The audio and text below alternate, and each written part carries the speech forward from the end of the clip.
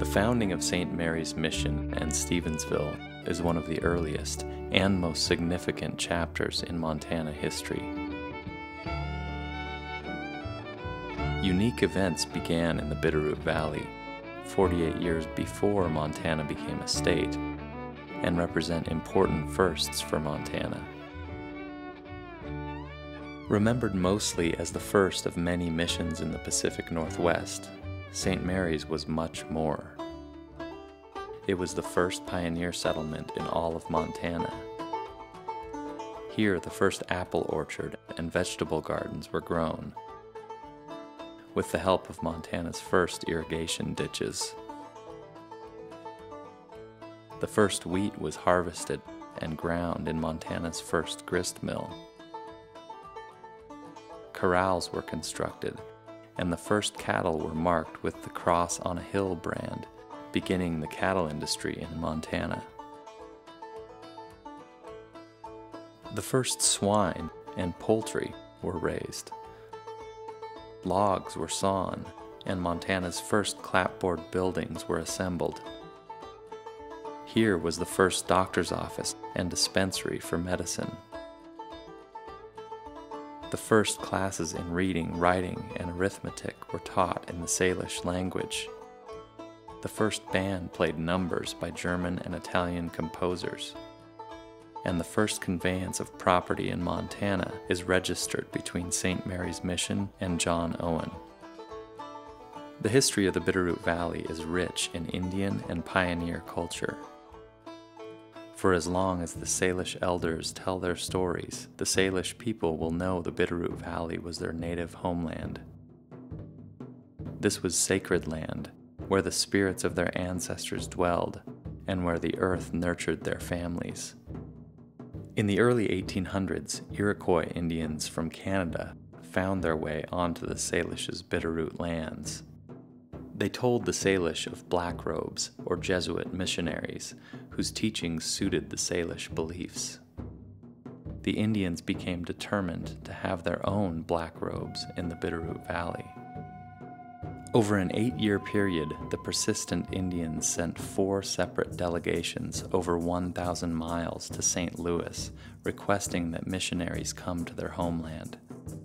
Their determination paid off when, on September 24, 1841, Father Pierre de Smet, along with his fellow Jesuit missionaries, arrived in the Bitterroot Valley to establish St. Mary's Mission.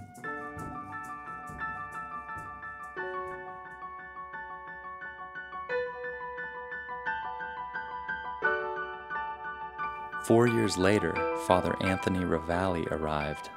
A true Renaissance man, he was not only a priest, but also a physician, pharmacist, architect, artist, mechanic, carpenter, farmer, and teacher.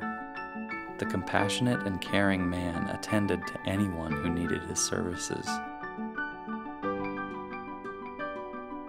Today, visitors at the mission are amazed to see his incredible artistic and creative skills. As a priest, he served the Indians and settlers at St. Mary's Mission for 24 years. It's without doubt he left an indelible mark on Montana and the Indian community, while initiating several of the celebrated first occurrences in Montana.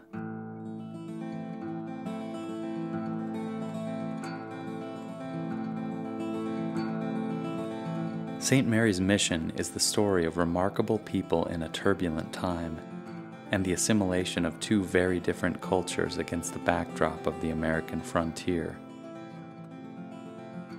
The choice of the Salish Indians requesting their own black robes was not only a step toward discovery and statehood, but the beginning of cultural clashes and struggle for the Indians to hold on to the land they loved.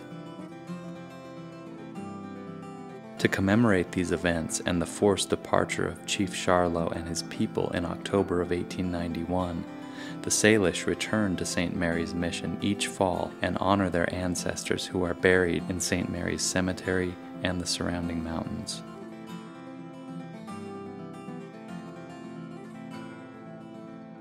Historic St. Mary's Mission is a place of dauntless courage and perseverance. An apple tree, a remnant of Father Ravalli's orchard, continues to blossom each spring, and the log buildings, furnished with original pieces, are reminders of a remarkable time.